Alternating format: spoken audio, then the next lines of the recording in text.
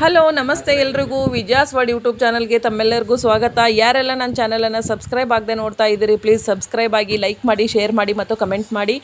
Bell ಬಟನನ್ನು click ಮಾಡೋದನ್ನು ಮರಿಬೇಡಿ. All ಅಂತ ಬರುತ್ತೆ, ಅದನ್ನು ಸಹ ಕ್ಲಿಕ್ ಮಾಡಿ. ನಾ ಮಾಡಿ ಹಾಕುವ ವಿಡಿಯೋದ ನೋಟಿಫಿಕೇಷನ್ ತಮಗೆ ಫಸ್ಟ್ ಬರ್ತವೆ, ತಾವೇ ಫಸ್ಟ್ ನೋಡ್ಬೋದು ಅಂತ ಹೇಳ್ತಾ, ಯಾದಗಿರಿ ಜಿಲ್ಲೆ ಕನ್ನಳ್ಳಿ ತಾಲೂಕು ಹುಣಸ್ಗಿ ಗ್ರಾಮದಿಂದ ಶಿವಾನಂದ ಕಂಬಾರಣ್ಣವರೊಬ್ಬರು, ಆಮೇಲೆ ಅಶೋಕ್ ಚಂದ್ರಶೇಖರ್ ಶಾಬಾದಿ ಅಂತ ಒಬ್ಬರು ಅಜ್ಜೋರು ಇಬ್ಬರು ಬಂದು ಮೊನ್ನೆ ಕಾಯಿಯನ್ನು ತೊಗೊಂಡು ಹೋದರು ಅಂತಂದು ನಾವು ಮೊನ್ನೆ ವಿಡಿಯೋದೊಳಗೆ ಹೇಳಿದ್ದೆ ನಿಮಗೆ.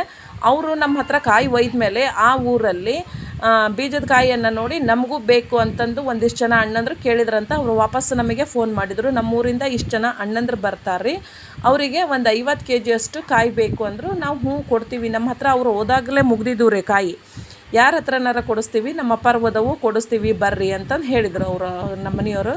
ಅವ್ರು ಆಯಿತು ಬರ್ತೀವಿ ಅಂತ ಹೇಳಿದರು. ನಾವು ನಮ್ಮ ಹೊಲದ ಕೆಲಸದ ಮಧ್ಯದಲ್ಲಿ ಅವರು ಇವತ್ತು ಬರ್ತಾರೆ ಅನ್ನೋದನ್ನು ನಾವು ಕೇಳಿಸ್ಕೊಂಡಿರಲಿಲ್ಲ. ಅವರು ದಿಢೀರಂತ ಇವತ್ತು ಮಧ್ಯಾಹ್ನ ಬಂದರು. ಬಂದಾಗ ನಾವು ಕಾಯಿ ತಂದಿಟ್ವಿ, 1-2 ಕ್ವಿಂಟಲ್ನಷ್ಟು ಕಾಯಿ ತೊಗೊಂಡು ಬಂದ್ವಿ.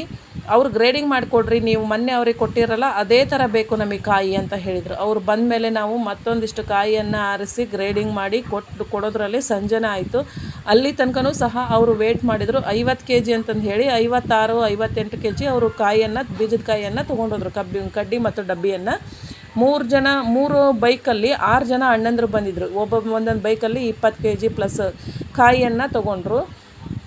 ಯಾದಗಿರಿಯಿಂದ ಗದಗ ಡಿಸ್ಟಿಕ್ ಬರೋಕ್ಕೆ ಅವರು ಒಂದೊಂದು ಬೈಕಿಗೆ 1,100 ರೂಪಾಯಿ ಪೆಟ್ರೋಲನ್ನು ಹಾಕ್ಸಿದ್ದೀವಿ ಅಂತ ಹೇಳಿದರು. ಅದೇ ದುಡ್ಡಲ್ಲಿ ಅವರಿಗೆ ಒಂದು ಗಾಡಿ ಬರ್ತಿತ್ತು, ಗಾಡಿ ಬಾಡಿಗೆ ಮಾಡ್ಕೊಂಡು ಬಂದಿದ್ರೆ ತಾವು ಆರಾಮಾಗಿ ಹೋಗ್ತಿದ್ರು ಮತ್ತು ಕಾಯಿನೂ ಸೇಫಾಗಿ ಹೋಗ್ತಿದ್ವು. ಅದು ಬಿಟ್ಟು ಬೈಕ್ ತಗೊಂಡು ಬಂದರು, ಹೋಗೋದು ಲೇಟ್ ಆಯ್ತು, ದಾರಿ ಮಧ್ಯೆ ಏನಾರು ಅಸ್ತವ್ಯಸ್ತ ಆತಪ್ಪ ಅಂದ್ರೆ ಅವ್ರಿಗೇನೇ ತೊಂದರೆ. ಆದ್ದರಿಂದ ಬೇಗ ಬರ್ರಿ, ಬಸ್ಸಿಗೆ ಬರ್ರಿ, ನಿಮ್ಮ ಸೇಫ್ಟಿ ನೋಡ್ಕೊಳ್ರಿ ಅಂತ ಹೇಳ್ತಾ, ಯಾರಿಗೆಲ್ಲ ಬೀಜದ ಕಾಯಿ ಬೇಕು ಇನ್ನೂ ಒಂದು ಸ್ವಲ್ಪ ಇದ್ದವು ಬೇಗ ಬಂದು ತೊಗೊಂಡು ಹೋಗ್ರಿ. ಆಂಧ್ರದಿಂದ ಒಬ್ರು ಅಣ್ಣಂದ್ರು ಇವತ್ತು ಬೆಳಗ್ಗೆ ಫೋನ್ ಮಾಡಿದರು ಬರ್ತೀವಿ ಅಂತ, ಮತ್ತು ಅವರೇನು ಫೋನ್ ಮಾಡಿಲ್ಲ, ನಾವು ನಾಳೆ ಬಿಡ್ತೀವಿ ಬರ್ತೀವಿ ಅಂತಂದು. 5 ಅವೇನಮ್ಮ ಅಂತ ಕೇಳಿದರು, ಹ್ಞೂ ಅಂತ ಅಂದ್ವಿ, ಬರ್ತೀವಿ ಅಂತಂದು ಅಷ್ಟೇ ಹೇಳಿದರು.